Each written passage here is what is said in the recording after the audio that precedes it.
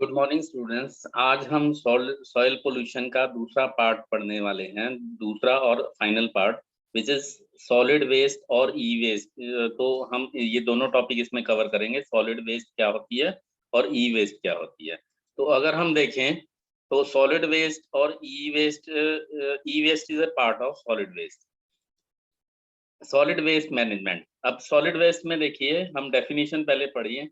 Any non-liquid garbage or refuse that are thrown as being useless, worthless or in excess is known as solid waste. Hindi में मैं समझा देता हूँ।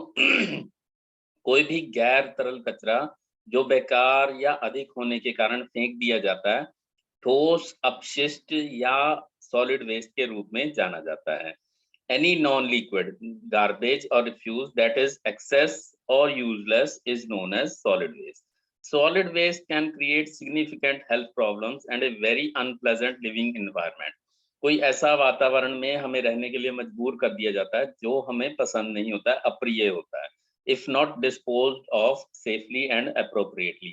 अगर उस कूड़े का जो सॉलिड वेस्ट है, जो ठोस अपशिष्ट है, उसको अच्छी तरह से निपटारा नहीं किया जाएगा तो हमारे आसपास का वातावरण अप्रिय बन जाएगा। सॉलिड वेस्ट में प्रोवाइड ब्रीडिंग साइट्स, प्रजनन स्थल बन जाएगा। किसके लिए?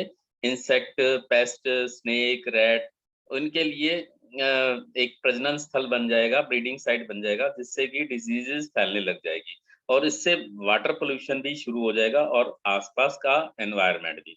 Now, what are the reasons? The combination of industrialization and urbanization. हम पहले भी डिस्कस कर चुके हैं पिछले लेक्चर में कि इंडस्ट्रियलाइजेशन और अर्बनाइजेशन की वजह से ये सॉलिड वेस्ट बढ़ते चले जा रहे हैं। और owing to these facts, इन फैक्ट्स की वजह से earth is rapidly being converted into dumping ground of non biodegradable solid waste. ऐसे ठोस अपशिष्ट के एक डंपिंग ग्राउंड बन रहा है, जो हम कूड़ा एक जगह पे इकट्ठा करते जा रहे हैं, जो कि बायो डिग्रेडेबल नहीं है, जो दैट मीन्स कुछ समय बाद अपने आप खत्म नहीं होंगे। Solid waste are responsible for land pollution in urban and industrial area. ये सॉलिड वेस्ट ही इसके लैंड पोल्यूशन या सॉइल पोल्यूशन का कारण बनते हैं। नाउ ये सॉलिड वेस्ट होती कितनी तरह की हैं?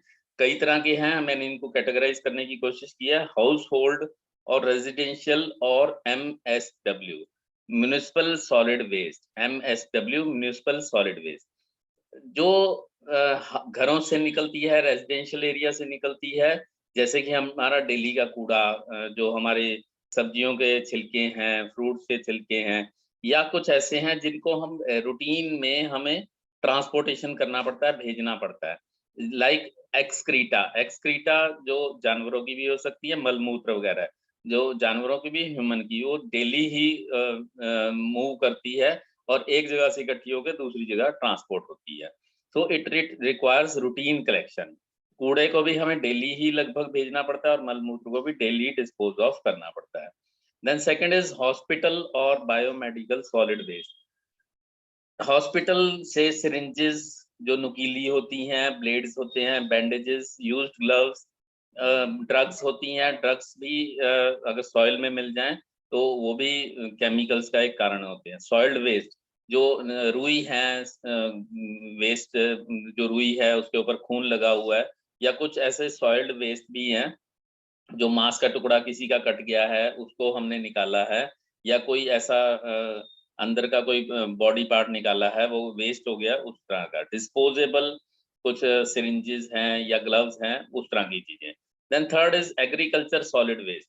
स्ट्रा, ड्राई ट्विग्स, छोटी छोटी टुकड़ियां, या भूसा है, लीव्स हैं। बट एग्रीकल्चर सॉलिड वेस्ट थोड़ा हमारे लिए कंट्रोलेबल ऐसे है कि ये बायोडिग्रेडेबल है, वो जल्दी ही कीड़े मकोड़ों द्वारा कन्वर्ट कर दिया जाता है एक अच्छे उसमें मटेरियल में। इंडस्ट्रियल सॉलिड वेस्ट में हम बात कर चुके हैं। Packaging waste, ashes, construction and demolition materials, ये सारे इंडस्ट्रियल सॉलिड वेस्ट होते हैं। माइनिंग सॉलिड वेस्ट जो होते हैं, अब क्योंकि हमने माइनिंग की है, खुदाई की है, उसमें ओर में से मेटल को निकालना है, तो उस ओर को साफ करने के लिए पानी यूज करेंगे। अब पानी में से हम क्या करेंगे कि वो अच्छा वाला तो मटेरियल निकाल लेंगे जो हमें यूज है, और बाकी वाला सारा का सारा फेंक देंगे, तो टॉक्सिक या जहरीला माइनिंग प्रोडक्ट्स हैं वो बचे रहेंगे। क्लासिफिकेशन में हम बात करें, सॉलिड वेस्ट है हमारी, वेजिटेबल वेस्ट, किचन वेस्ट जो मैं ऑलरेडी डिस्कस कर चुका हूँ। ई वेस्ट हम दोबारा भी पढ़ेंगे, डिस्कार्डेड इलेक्ट्रॉनिक्स डिवाइसेस जैसे कंप्यूटर, टीवी, म्यूजिक सिस्टम है। लिक्विड वेस्ट कोई डिस्टिलरी वगैरह या थर्मल पावर प्लांट से निकल रही है। Plastic waste, metal waste, nuclear waste. Nuclear waste हम पिछले लेक्चर में डिस्कस कर चुके हैं, जो न्यूक्लियर एक्सप्लोजन से या न्यूक्लियर पावर प्लांट से बनती हैं, और इनको स्पेशल कंसिडरेशन है क्योंकि ये बायोस्फीयर में एकदम से छोड़ी नहीं जा सकती, उससे जेनेटिक डिसऑर्डर बनते हैं, हड्डियां टेढ़ी मेढ़ी हो जाती है, लाइक दैट। तो एग्रीकल्चर वेस्ट में हमने कहा कि पैडी हस्क है या शुगर केन का है या टोबैको के कुछ रेजिड्यूज हैं, कॉर्न के रेजिड्यूज हैं, उनको हम रिमूव कर सकते हैं, बट दीज आर बायोडिग्रेडेबल, हमारे लिए थोड़ा सा ये अच्छी चीजें हैं। हॉस्पिटल वेस्ट में यहाँ नीचे आप डायग्राम में देख पा रहे हैं, these have highly infectious diseases in those people coming in direct contact. अगर इनको हम डिस्पोज ऑफ अच्छी तरह से इनका निपटारा नहीं करेंगे तो इनसे इन्फेक्शन फैल सकता है। So this waste requires management.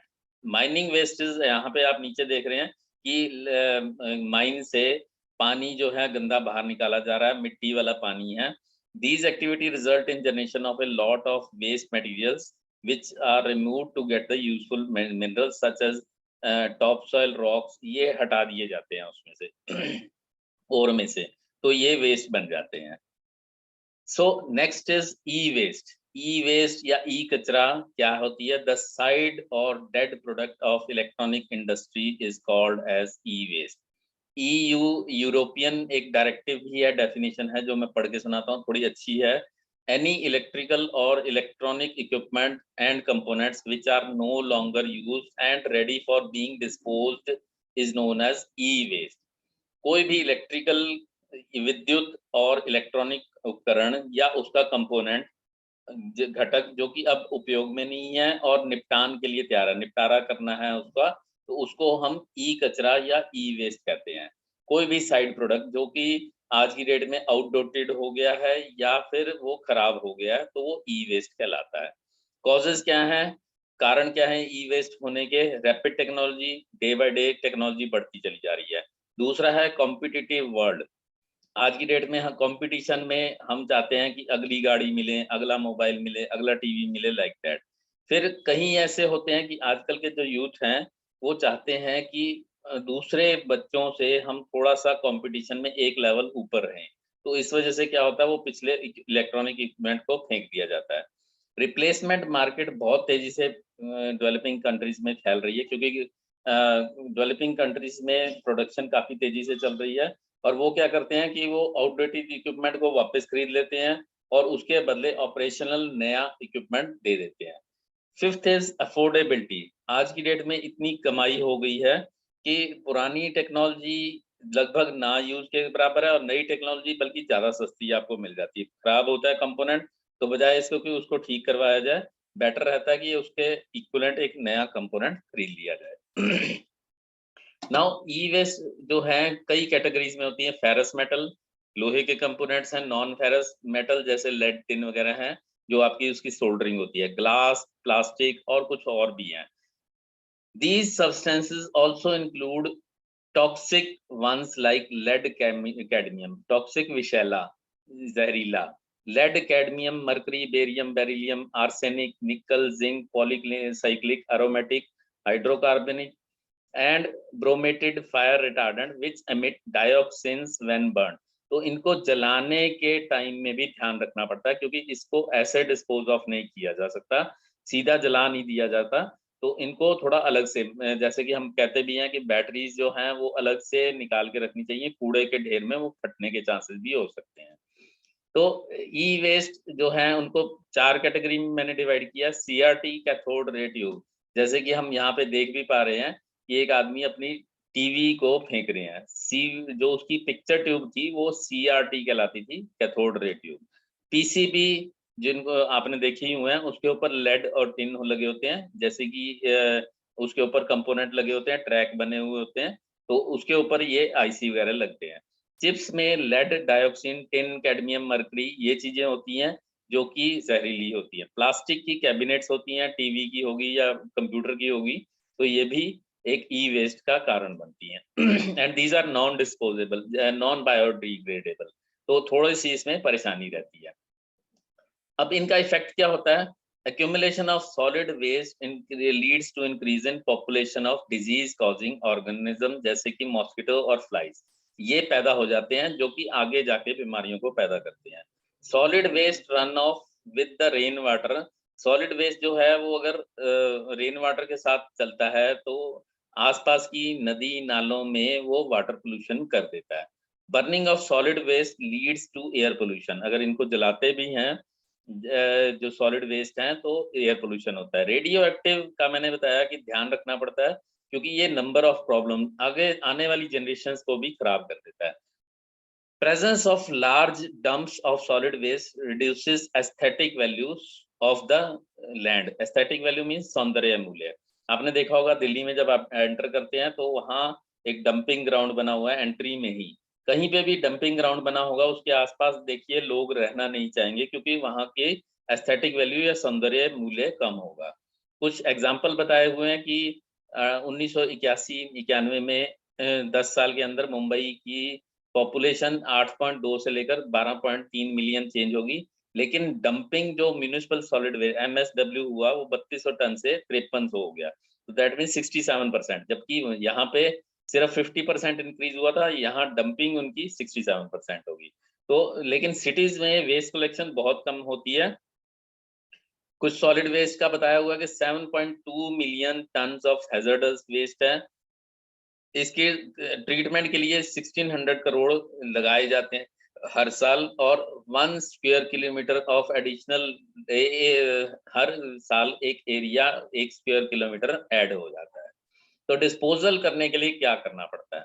अब ये सॉलिड वेस्ट को डिस्पोज करने के लिए कुछ मैनेजमेंट करनी पड़ती है, दिमाग लगाना पड़ता है, उसका एक तरीका बनाना पड़ता है। First is collection and transportation. सबसे पहले तो उसको इकट्ठा करना है। कैसे इकट्ठा करने हैं? कुछ म्युनिसिपल कमेटी वाले उठाते हैं, कुछ कबाड़ी उठाते हैं, वो हम आगे भी डिस्कस करेंगे। The solid waste is transported to a central location, एक सेंट्रल लोकेशन पे पहुंचाते हैं जहां पे वो साइक्लेबल और नॉन साइक्लेबल वेस्ट में सेग्रीगेट कर देते हैं, अलग अलग कर देते हैं। जैसे कि यहाँ पे देख रहे हैं आप, ये कूड़ा आ रहा है तो वो जो वर्कर्स हैं उनको अलग अलग कर रहे हैं तेजी से, एक उधर जा भेज रहा है, एक उधर भेज रहा है, तो ये साइक्लेबल और नॉन रिसाइक्लेबल में कन्वर्ट कर देते हैं। Then second is segregation. पहले वाला कलेक्शन एंड ट्रांसपोर्टेशन एक सेंट्रल लोकेशन पे होता है, लेकिन दूसरा आता है जहाँ पे डिस्पोजल साइट पे पहुंचाना है। तो डिस्पोजल साइट पे ये जो हैजर्डस और नॉन हैजर्डस मटेरियल में फिर दोबारा सेपरेट कर दिए जाते हैं। अभी तो आपने रिसाइक्लेबल में किया था, दूसरे वाले में जो आपके लिए थोड़े खतरनाक हैं और नॉन खतरनाक हैं, उन मटेरियल्स में अलग अलग कर दिया जाता है by techniques like carbon absorption, precipitation and air stripping techniques. तो इन तरीके से है, ज्यादा डिटेल्स में हम नहीं जाते। Third is disposal of solid waste. तीसरा लेवल होता है कि जब ये डिस्पोजल हमारे पास नॉन हैजर्डस मटेरियल सारे हो गए हैं डिस्पोजल साइट के ऊपर, तो इनको सारे को इकट्ठा कर दिया जाता है, कंपैक्ट किया जाता है। It is compacted and incinerated depending upon the size and location of site. यहाँ पे देखिए एक कंट्रोल्ड टेम्परेचर में उसको जला दिया जाता है बंद कमरे में इन द प्रेजेंस ऑफ। अब ये कलेक्शन कैसे होता है? मैंने बताया कि no gradation of waste product, biodegradable, इनको अलग कर दिया जाता है, और लोकल रद्दी वाला, कबाड़ी वाला, रैग पिकर्स जो हैं, लोहे, ग्लास बॉटल, इनको अलग कर दिया जाता है। एमसीडी जो है, जो वेस्ट मैनेजमेंट DWM वाले हैं, वो एक व्हीकल्स यूज करते हैं और वो डंपिंग साइट पे पहुंचा देते हैं, ट्रांसपोर्ट करके वहां पे पहुंचाते हैं। एंड डिस्पोजेबल, अब ये वो कैलकुलेट किया है कि 2047 में 1400 square kilometre, that means equivalent to Delhi के साइज के बराबर एक डंपिंग ग्राउंड हमें रिक्वायर्ड होगी अगर इसी तरह से बढ़ता रहा।